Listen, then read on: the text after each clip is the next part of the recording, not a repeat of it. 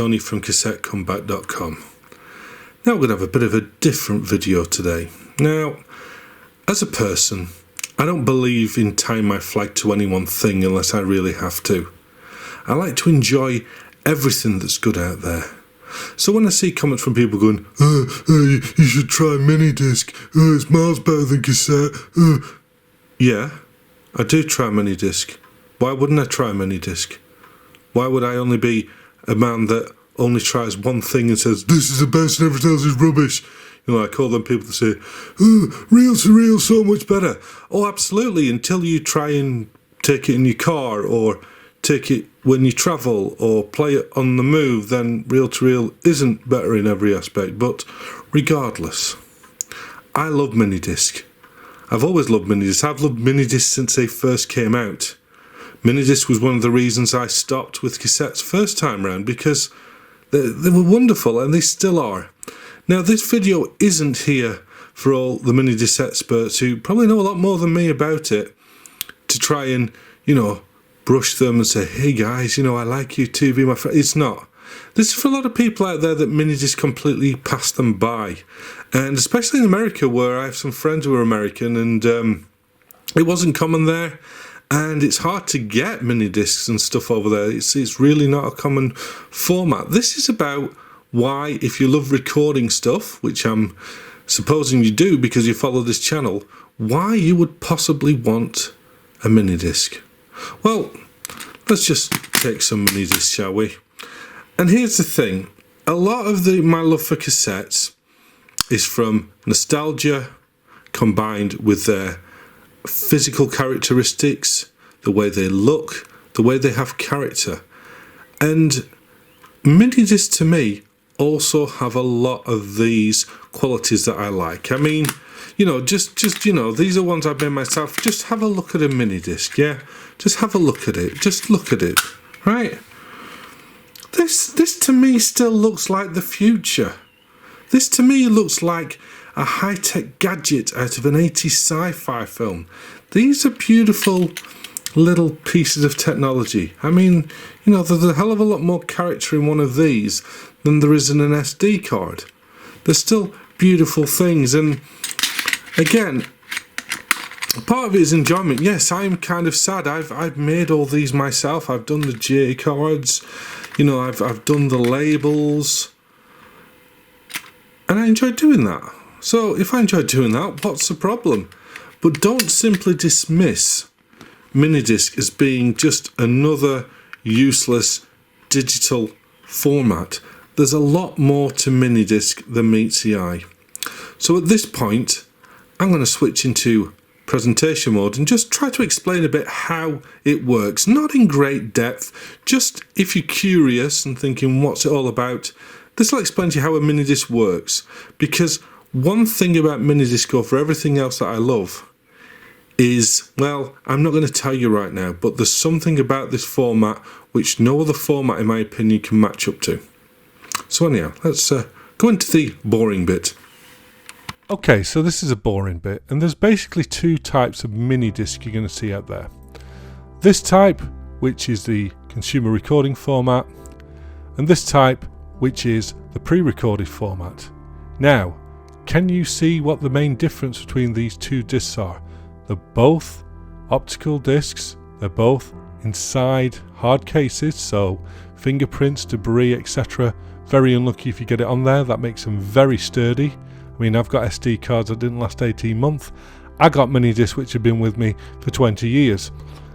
The main difference is this. There is a door on the front, or the top I should say, of the recordable MiniDisc which is absent from the pre-recorded ones. Now I'm going to explain to you why this is, as well as give you a little overview very simply of how a MiniDisc works. Basically, if we look at this MiniDisc is being looked at on the side. So we've got it laying flat, we're looking at the side, we've got the top and the bottom. The top is where we can see this door on this Sony MiniDisc, and the bottom there is also a door as well.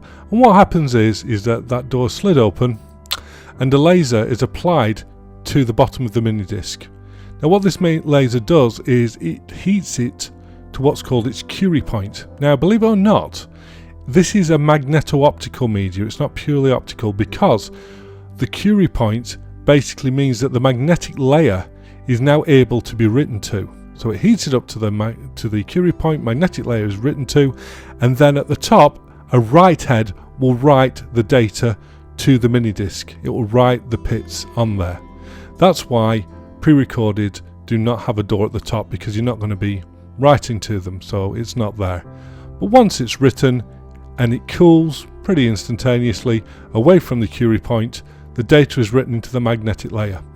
When you're reading it, again you use a laser which is at the bottom, which just reads it, the bits, and it decodes the digital data into analog. So simply speaking, that's how a MiniDisc is written and read. And as regards to pre-recorded, unless you're into collecting, there's no point really, because ones that you record yourself will sound just as good. They don't sound any better. In fact, some of the early ones do not have as good a sound quality because they're written with an older version of the encoding engine. And what is that encoding engine? R-Track, Adaptive Transform Acoustic Codec. Now this was developed by Sony initially for their SDSS, I think it was, cinema system, which was like their Dolby Digital competitor, but they adapted it into the format for MiniDisc. And you've got to think, Sony's a massive electronic company.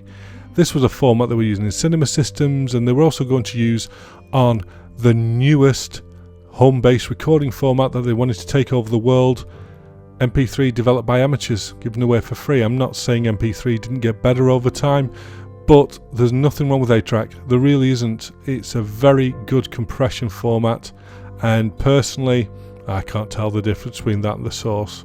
If you wanted to break out the oscilloscopes and monitor it, you might say, oh yes, this isn't as good, but I don't care, it sounds brill to me. Now, there are different versions of it, so you can look at the front of players, etc., and you can see stuff like this: 8-track, 8-track 3, DSP Type S, and you've also got Type R as well. But let's just step back a second and look at the actual MiniDiscs themselves. The maximum running time of a regular MiniDisc will be 80 minutes, depending on what it is. I mean, the different sizes, but the biggest ones you can get, 80 minutes.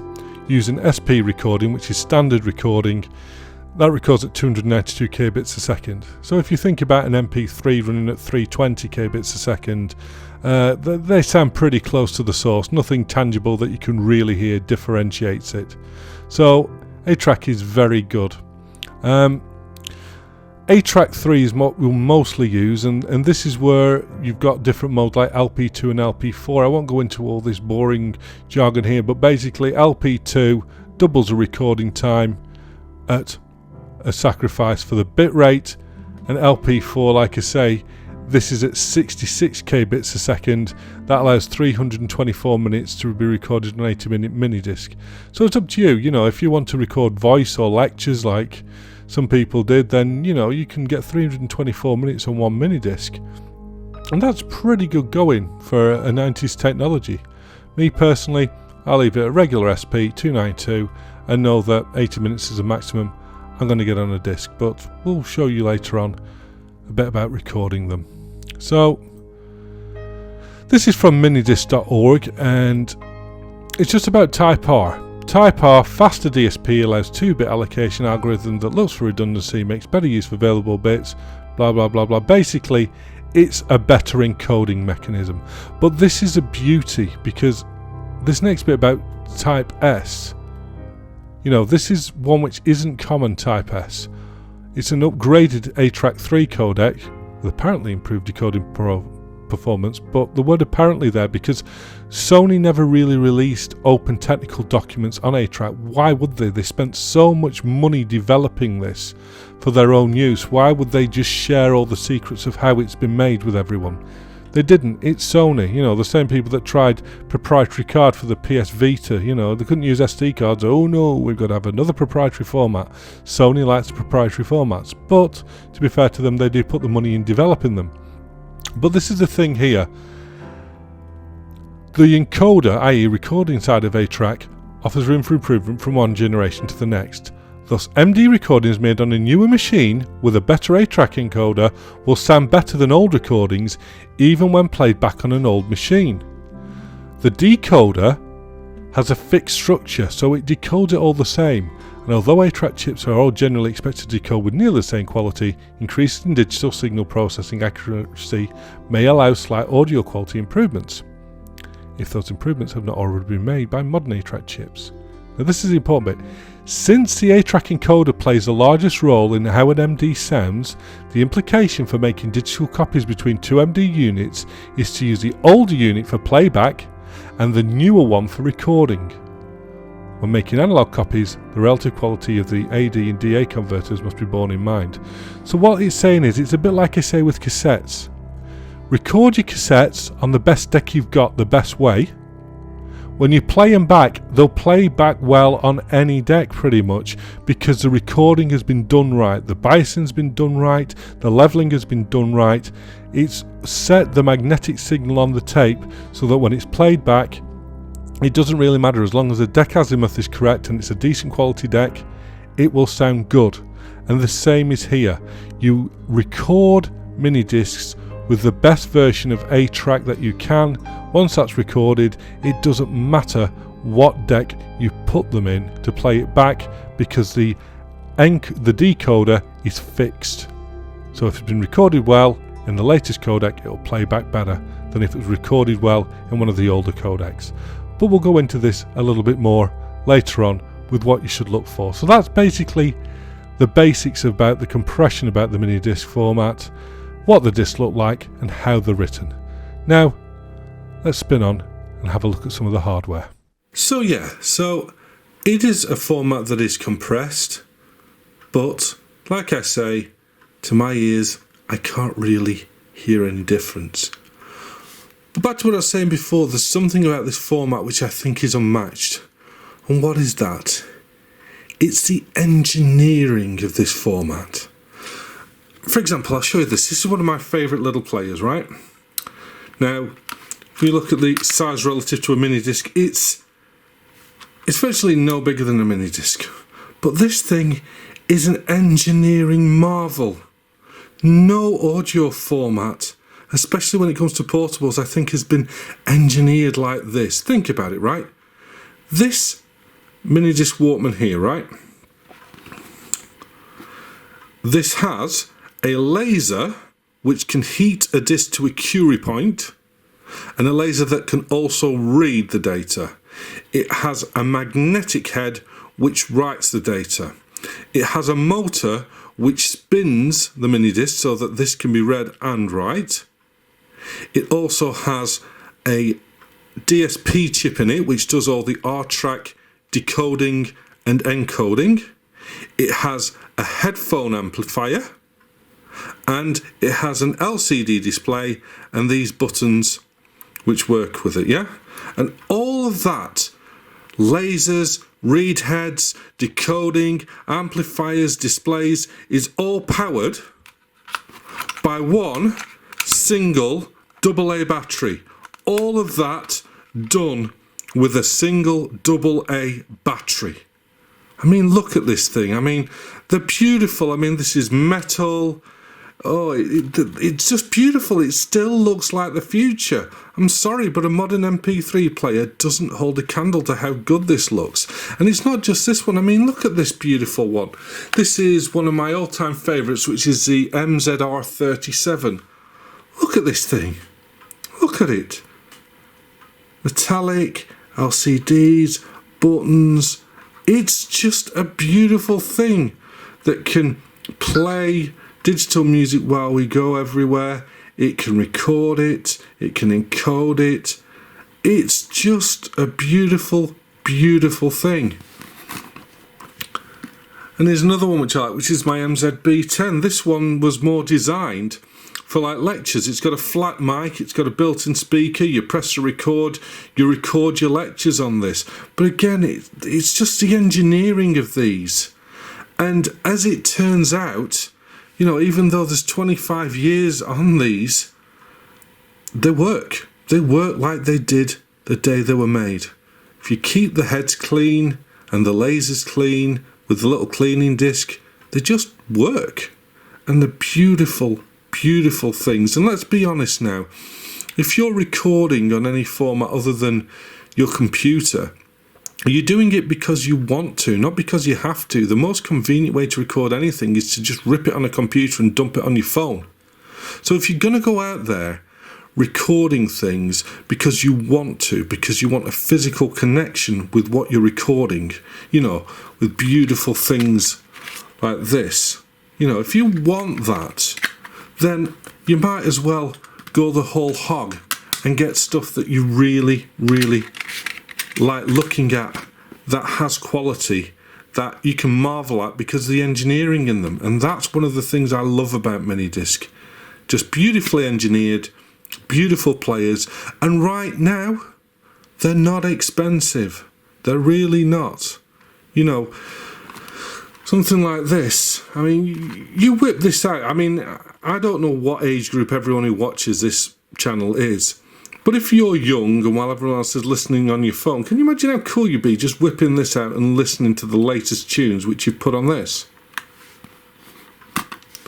That's one of the beautiful things. But now we're going to go into how easy it is to actually get music onto a MiniDisc. Okay, so how do you actually get the music from whatever, in this case an Android tablet with a streaming service? How do you get that onto the MiniDisc? Well, there's several ways, but I'm going to show you my preferred way. My preferred way is to take a nice MiniDisc. I mean, this is a 74-minute disc. Oh, isn't that pretty? Look at them, they're so pretty. Anyway, 74-minute disc. I'm not going to use any low bit rate. I'm not going to use slow play or long play. I'm just going to use regular A-Track 3. Yeah, so I will fit 74 minutes on this and no more, but I'm using the highest bit rate, which to my ears, to be perfectly honest, I can't tell the difference between that and the source. It's good enough. In fact, good enough's not the right word. It's good. It's good, simple. So, and I'm going to use this player for doing it. This is a little player. If you look at this, a bit worn out there. This player has been well used and well loved. These are very cheap. But the thing is, the important bits are there. NetMD, I'll show you what that is in the next bit, and Type R. So I'm going to record this A-Track 3 Type R, direct digital. And it's going to go digital out of here, digital into my little audio interface. Oh no, it's a Behringer! Get behind me, Satan! Nothing wrong with Behringer stuff. I like Behringer stuff. I find it value for money and it performs very well. It doesn't matter that the DACs might not be a Burr Brown super special in this because we're not actually using any conversion to analog. It's just going digital, digital, digital. So all we do is then now just take a SP diff cable, click it in there, put this into, if you look it says line in, and it also says optical, so this can take a standard 3.5-inch jack from the headphone socket straight in if you want. You can record it analog. I've done that on the move when I've been bored, recorded from my mobile phone from the headphone jack straight into a MiniDisc, but I'm going to use optical. As you can see there, it's red, straight into here. Pop the MiniDisc in, let it spin up. It should find that this MiniDisc is blank. Yep, it says blank. So pause record. What I'm going to do now is I'm just going to select a track. You're not going to hear it because I don't want any YouTube hits, but I'm just selecting the track here. And all I do when I'm ready to record, oops, let's just rewind this to the back. Pause. Play. And that's it. This is now recording the track on it. Simple as that. Now afterwards, if you want to do an entire album, you can just leave the entire album going. If there's a sufficient enough space between the tracks, the MiniDisc player will detect it and automatically do a track end, or afterwards you can go through it and manually add the breaks for each track. But that's about it. That's how simple it is to record from an Android tablet, in this case, from a streaming service, in digital quality, onto a MiniDisc. Leave it going. Nothing complicated there. Okay, so this next bit is going to be about the NetMD facilities. Now, what is NetMD? Well, as I showed you on this little play before, it's got the NetMD It's got a USB connector at the side, and what this is basically, it's a way to connect a MiniDisc player to a PC, and through a bit of software called Sonic Stage it allows you to rip CDs directly to a MiniDisc player. Bearing in mind it does that, there's lots of copy protection involved, i.e. you can't then take the MiniDisc rip files and then copy them to another MiniDisc, but it does that mostly in MP3. It doesn't do it in the A track on the fly, which is why I don't really like it. But I'll show you the software. More importantly, what's good about it is it helps you label the MiniDisc, because MiniDiscs can have the title of the album on there. It can also have the title of each individual track. So you can do it, you know, by going through the menus and pressing this and pressing that, but it's a pain in the bum. Some players you can get external keyboards for, but they're expensive. But me personally, just plug the USB cable into the MiniDisc. And if we look at the display now, as it changes, it's gone PC MD. That means it's connected to the PC. And all we do is go into this software called Sonic Stage.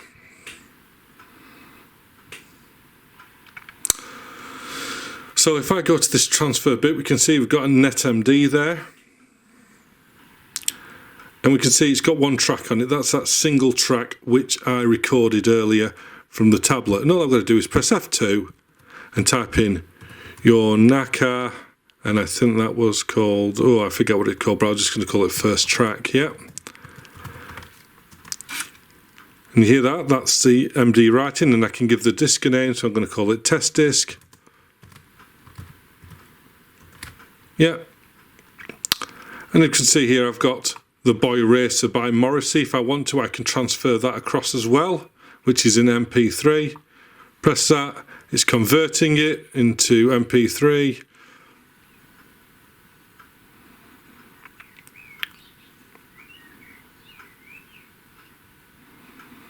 And there we go. The Boy Racer by Morrissey is also on the MiniDisc as well.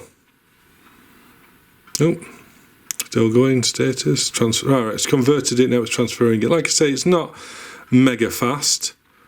But it was done, I think, all of this to keep pace with MP3 players. But, you know, they're solid state. This isn't, and I just prefer using a track and recording it digitally, because at the end of the day, there's no need for this at all. I do, there we go, play with MiniDiscs because I like MiniDiscs. It's as simple as that. If I wanted it all digital, I'd just rip it to my phone or stream direct to Spotify. So if we look at the two different types we've got here, that's the one which I recorded direct through the optical. This is one which I've just transferred from the PC, and this is in LP2.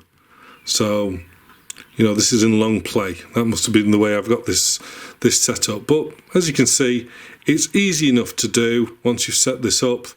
And once you're finished, you just close the program, unplug the NetMD, and it should write the table of contents now. It's already done it, but if we actually look at the, if we play it, we can see 446, the Boy Racer, that's named properly now, and that's what's playing. And if we switch tracks, we've got the Yanaka track, which I labelled through the NetMD software through Sonic Stage. And that's it. That's how hard it is to get music onto this. But you've got to think, the quality personally is brilliant. It's got so much character. They're not expensive. I'm just going to switch this off now.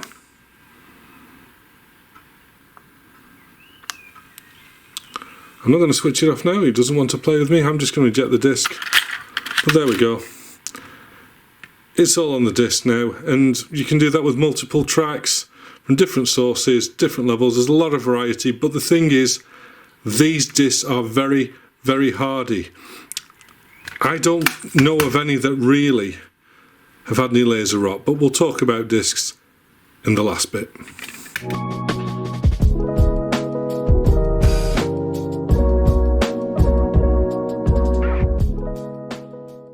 So I hope this has been useful for you if you've wondered what the appeal of MiniDisc is. The appeal is It's a beautiful format, wonderfully engineered, technically now still very smart. I mean, come on.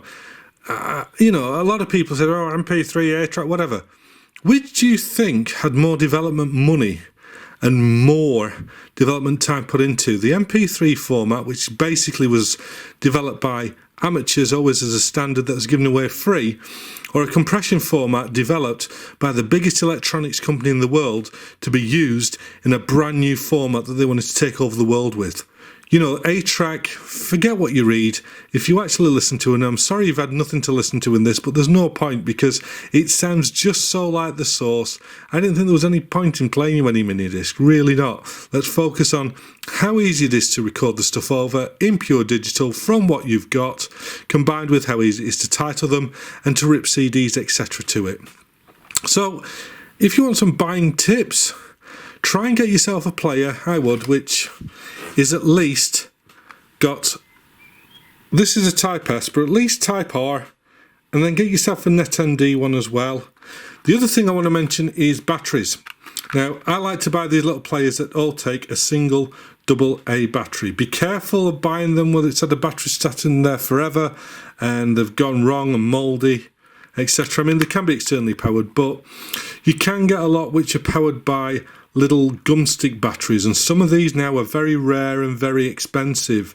You really don't want to be doing that. There's such a big selection of these that take good old AA batteries, and like I say, this one is a Type S with NetMD. It's got the long play if you want it. You shouldn't pay more than maybe £30 for one of these maximum, but there's so much variety. And again, the discs, I mean, do you recognise the style of this? A good old Maxell XL2, but the MiniDisc, look at this. I've got the matching cassettes for these. They look really cool. Maxell made good MDs.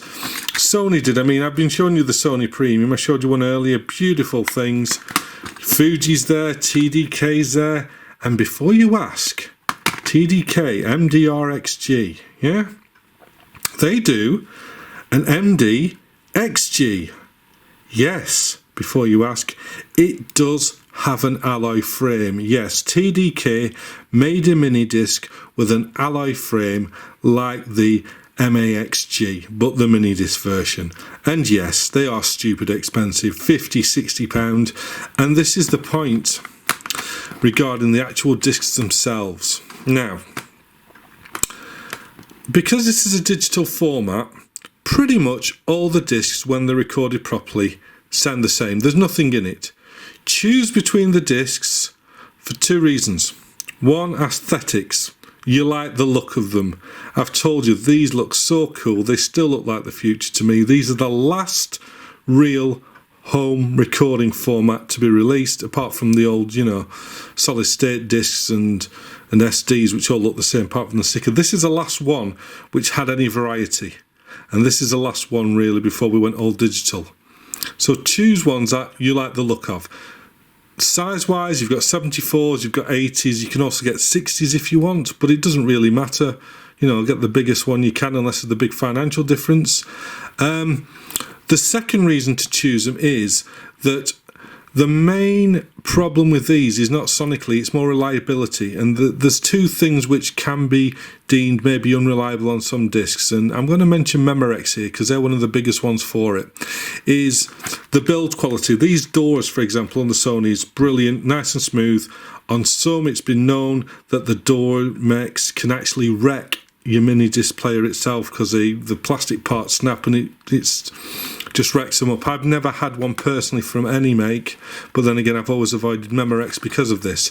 The other thing is the actual magnetic layers themselves. From what I've read, even though the magnetic layers, you know, they're heated up like we said to the Curie point, and then you have the head right on them, right the pits on the magnetic. That's pretty standard. Some layers aren't as good as others, and sometimes it takes more time. There's a bit of jitter. I've never personally experienced it, so all I'll say is stick with discs from makes, you know, Maxell, MTech, TDK, Fuji, Sony. They're all out there. Stick to discs, you know, and basically the only difference is how they look. They all perform pretty much the same. It's as simple as that. So I hope this has been an interest to those of you who don't really know anything about MiniDisc, because like I say, this came from a chat I've been having with a friend of mine who's said, I keep looking at MiniDisc, but I don't know. This is just to let you know about how the format works, what to expect, and how to use it. So, yeah, I also have MiniDisc available on my site. I know it's called Cassette Come Back, but we've got MiniDisc there as well, because I love the format, and I hope some of you might be tempted to go forward and try it, because it is truly the last great audio format for the consumer, because after this we all went digital, and like I say, they're just so pretty. I mean, look at that, look how pretty that is. What a all metal beautiful thing. Yeah, so hope that's been useful, but until next time, happy taping or mini discing, and I'll see you soon. Bye bye.